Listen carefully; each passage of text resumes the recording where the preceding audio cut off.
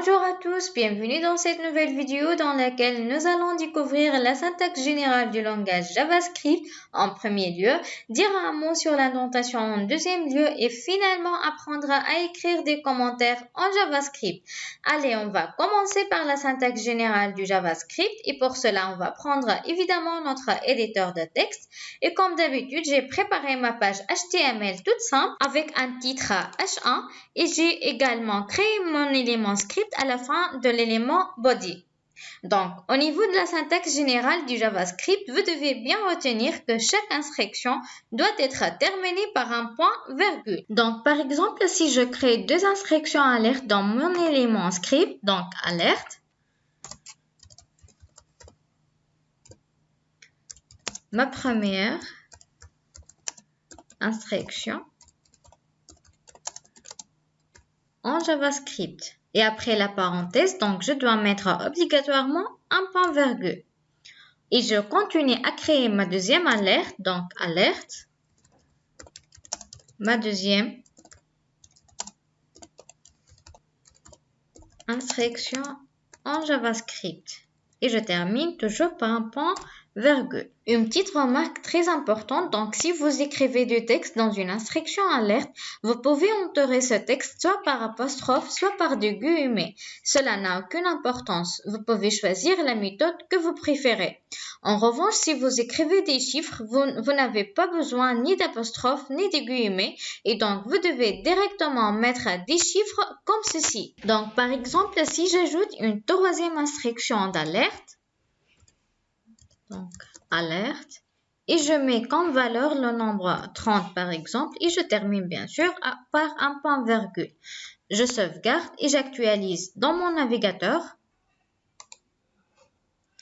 Donc, ma première alerte affiche une première instruction en JavaScript. La deuxième affiche ma deuxième instruction en JavaScript. Et comme vous voyez, il n'y a pas de différence si on utilise un simple code ou des guillemets lorsqu'on écrit du texte. Et finalement, une troisième alerte qui affiche le nombre 30. Mais si vous l'entourez par des guillemets, le JavaScript va le considérer comme un texte ou une chaîne de caractères et non pas comme un nombre. Alors, la deuxième partie de ce chapitre est l'indentation. Donc, l'indentation correspond à décaler certaines lignes de code par rapport à d'autres. Cela est généralement utilisé pour que le code sera plus lisible et plus simple à comprendre. Pour savoir comment et quand indenter, il suffit de penser en termes de hiérarchie comme on le faisait déjà en HTML tout simplement.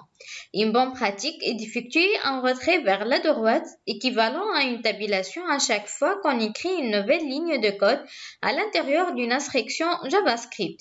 Et comme vous voyez ici, dans mon élément script, j'avance d'une tabulation et je mets mes différentes alertes au même niveau, tout simplement car aucune instruction alerte ne contient d'autres instructions. Voilà tout simplement tout ce qui concerne l'indentation. Donc c'est une question de logique et de réalisation.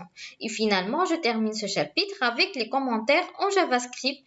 Comme pour l'immense majorité de langages de programmation, on va également pouvoir commenter en JavaScript. En fait, les commentaires sont des lignes de texte placées au milieu d'un script et servant à documenter le code, c'est-à-dire à expliquer ce que fait tel ou tel bout de script et éventuellement comment le manipuler. Ces indications ne seront pas lues par le navigateur et seront donc invisibles pour les visiteurs, sauf s'il affiche le code source de la page. Commenter va donc servir aux développeurs à se repérer plus facilement dans un script, à le lire et à le comprendre plus vite. Cela peut être utile à la fois pour vous, même si vous travaillez sur des projets complexes, ou pour d'autres développeurs si vous êtes amené, par exemple, à distribuer votre code un jour ou l'autre.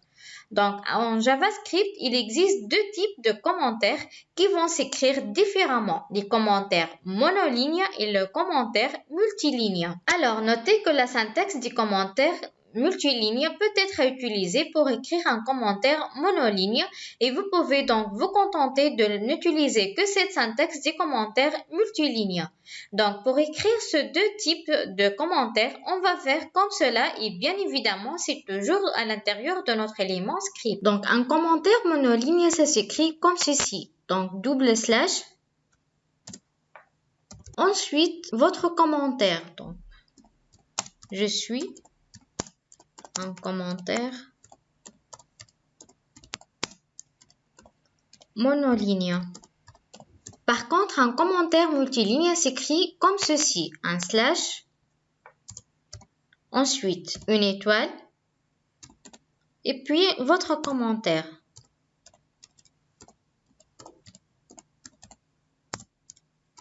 Donc, un commentaire multiligne.